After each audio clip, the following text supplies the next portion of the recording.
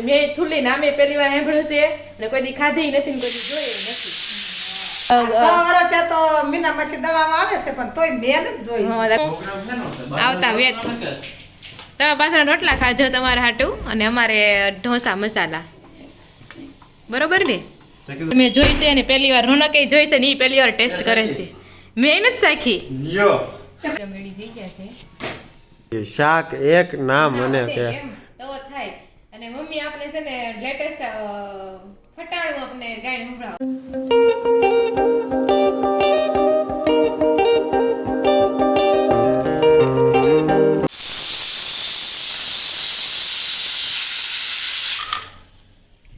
Hello friend, welcome back to the new vlog. આજના નવા વ્લોગમાં તમારા સૌનું સ્વાગત છે. તો વાગી ગયા છે સાંજના 6:30 જેવો ટાઈમ થઈ ગયો છે. 6:30 અને અહીંયા છે ને વાળુનો ટાઈમ ચાલે છે. વાળુનું બનાવવાનું છે આપણે. તો આમાં બટેકા બાફવા માટે મૂકી દીધા છે અને અહીંયા કાંદા ટમેટા લસણ આદુ અને ધાણા છે તે કટિંગ કરીને રાખ્યા છે. ને મમ્મીએ દિવાબત્તીની તૈયારી કરે છે. જય શ્રી કૃષ્ણ. જય શ્રી કૃષ્ણ. આજે તો તમે બહુ કામ કર્યું પણ તો એ શું કરવું આમ વગર વીજળીના દવણા કરવા પડે. હા દાળ અને ઘણી ઘણી સીટી વાગે છે અને તુરની દાળ કરીને ઠેકાણે થઈ ગઈ હતી મૂકી દીધી આરે જતા ગારો છે. તો આ બાજુ જો આપણે ઘરે જ તુરની દાળ કરી હતી, ઘંટીમાં ભવડી નાખી સવારે અને જો દાળ થઈ ગઈ છે પછી તમને લાઇટમાં હરખું બતાવીશ. અને બસ જો દિવાબત્તીનો ટાઈમ છે ને આ બાજુ દવણા પણ દળાઈ ગયા છે, ડબ્બા ભરાઈ ગયા છે. એટલે હમણાં છે ને કે 15-20 દિવસ સુધી કઈ ઉપાધિ નથી. અને મમ્મી પાછા અહીંયા લગ્ન છે હમણાં વચ્ચે ને પાછા લગ્ન પતી જાય એટલે પછી જવાના છે ગામડે. એટલે અગાઉથી જ તે બધું તૈયારી કરી નાખી એટલે 15-20 દિવસ સુધી કઈ દળવા નહીં એમ. હા વાહે બાય ઉપાધિ નહીં ઉપાધિ નહીં. હા ઈ વાત છે. કારણ કે દળતા છે ને એક તક તો એમાં વય જ જાય સવારથી બપોર તો થાય. કલાક 1.5 કલાકમાં આપણે તો પૂરું થઈ જાય. પણ બે જણાની થૂલીનું દેલું હા કેટલું તગારો એક તો બે નું થૂલી હા. દળી. તો પાડોશીમાંથી 2 જણા ઘઉં દઈ ગયા, એને થૂલી બનાવી હશે. હા તે ઈ કે થૂલીનું તમે દળી દો, બસ તમારી ઘંટી એવી છે એમાં બધું દળાય. ખુલ્લી ઘંટી છે એટલે એમાં તમે ડાળી કરી શકો અને બધું તમે કરી શકો એમ. સ્ટીલની છે ને એટલે હા. એમાં થૂલીને બધું દળાય. એટલે મેં માસીને કીધું છે તો ભલે દળાવી જાવ પણ થૂલી બનાવો ને તો જરૂરથી દઈ જાય એમ. હવે દઈ જાય ને ત્યારે બતાવે છે. મેં થૂલી નામે પહેલી વાર સાંભળ્યું છે અને કોઈ દી ખાધી નથી ને કોઈ દી જોઈ નથી.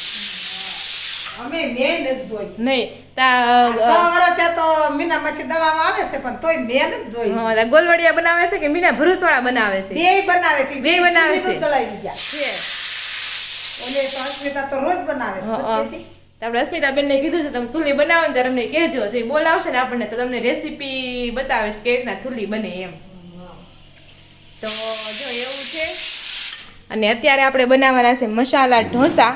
તો એની બધી આપણે તૈયારી કરી નાખી છે આ બધું. તો રવો તો રોનકારે મગાવ્યો છે, પછી સંભારી રોનકારે મગાવ્યો છે. તો ચાલો કુકરના બટેકા બફાઈ ગયા છે તેને બંધ કરી દેવી આપણે, પણ વાસ આવતી નથી. ઘડીક ભલે રહ્યું.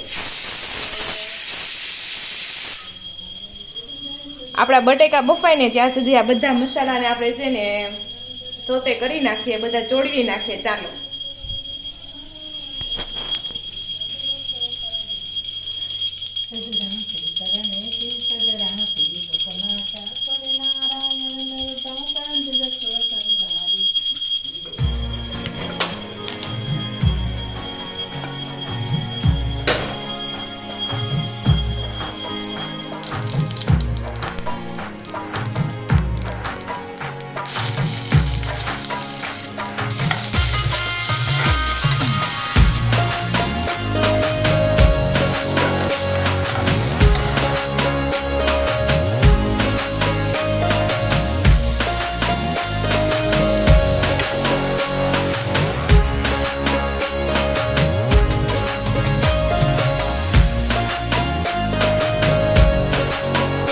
બટેકા છે સરસ મજાના બફાઈ ગયા છે. ને આ બાજુ મમ્મી બનાવે છે રોટલો, કારણ કે પપ્પાને ખાવાનો છે રોટલો અને ભીંડાનું શાક. એને ભીંડાનું શાક હોય ને તે સવારથી જ કહી દે કે મારે ભીંડાનું શાક છે એટલે મારે સાંજે રોટલો ખાવાનો છે. બહુ ભાવે એને. ભીંડાનું શાક ને રોટલો બહુ ભાવે. તો આ બાજુ રોટલો બને છે. તે હું રોટલો બનાવતી હતી તે દિવસે એકની કોમેન્ટ આવી કે પેલા બેનને કે નાના નાના રોટલા શીખડાવો એમ ડાયરેક્ટ મોટો રોટલો આવી ગયો હતો ને હા તો એ કે પેલા નાના નાના રોટલા શીખવાડો એવી કોમેન્ટ આવી. નાનો નાનો તો તમે 2 બનાવો મારે 4 બનાવવા પડે એવું થાય ને. આવતા વેત તમે પાછા રોટલા ખાજો તમારે હાટું અને અમારે ઢોસા મસાલા બરોબર ને. તમારી હાટું તો કહું છું પણ પપ્પા હારું સોફળ કરતા હું વાંધો હોય તો તમે રોટલો ખાવ તમને શું વાંધો છે. ચીઝ નથી ચીઝ નથી હશે તો એ નહીં લેવા હોય નહોતું લાવવું. પોતાને ખાવું હોય તો ફટસારા લેતા આવે. આપણે કેવી ને તો કે ન સારું આમ ને તેમ મેં કાલે કીધું હતું આઈસ્ક્રીમ ન ખવાય એમ શું કરવા ખાધું હું ખાઈ હવે કાંઈ નથી કોણ બોલ હવે કાલે એક હતો એ હું ખાઈ ગઈ હવે પૂરું હા હવે નથી કોણ. ઓકે તો જાય રવો આવી ગયો છે અને ચીઝ પણ આવી ગયું છે તો કાંઈ નહીં ચાલો આપણે હવે કન્ટિન્યુ કરીએ.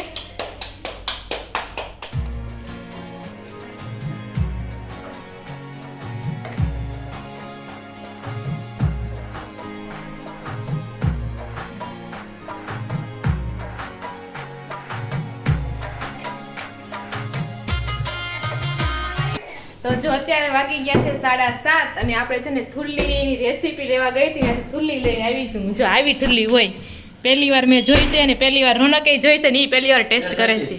મેં નથી ચાખી. મને દેજો કેવી થુલ્લી બને છે એમ. એ લોકો તો બહુ ખાય છે સા સારે ખાય દૂધ હારે ખાય. હા મીઠા મોણ જેવી લાગે પણ આપણે કોઈ દી ખાધી ન ઓછી મીડિયમ છે મને બહુ ઓછી ભાવી ખીચડી જેવું લાગે એમ. મમ્મીને ખીચડી નથી ભાવતી એમ રવા જેવું ટાઈપનું લાગે. રશ્મિતા માસીએ કીધું છે કે આ તો આનું નક્કી નહીં ભાવે કે ન ભાવે પણ કે વઘારેલી તો ભાવે છે કે એ તો બહુ સારી બને એમ.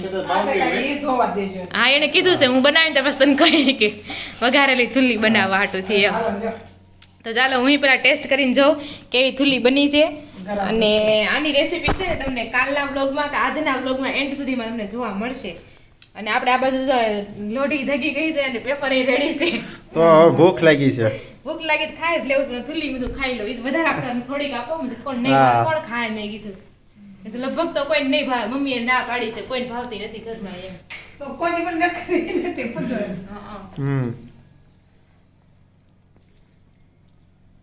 સારી લાગે આ તો. ખાઈ જા ના ના રોનક ઘરની ઘંટી છે દળી દે ખાતા કરજો એમ સારી લાગે છે. આ કેવું હોય ખબર તમને તો કેવું શીરો ઓલો ખાડા લાપસી વાળો શીરો આવે કે ને ઈ ટાઈપ આ બસ એ ટાઈપનું લાગે પણ આમ ગળહટું ન લાગે. મોરસ નાખી દીધું ઈ જ લાગે. આ જ થઈ જાય હા. એનું મીઠું નહીં નાખવાનું. એને મીઠું નાખ્યું એને મીઠું જ નાખે ને કીધું તો કઈક આમથી ખાન તો દાદા નડે જ પછી એને સારું લાગે કચકચ થાય. બસ કાંઈ નહીં સરસ કાંઈ નહીં અમારા માટે ઢોસા બનાવી ગયો. તો થાય હાલો કાંઈ નહીં તમે કોમેન્ટ કરીને કહેજો તમે અમારી જેમ હતા પહેલી વાર થુલ્લી જોઈ ખાઈ શકે નહીં એમ. મીના માસીની શાક છે.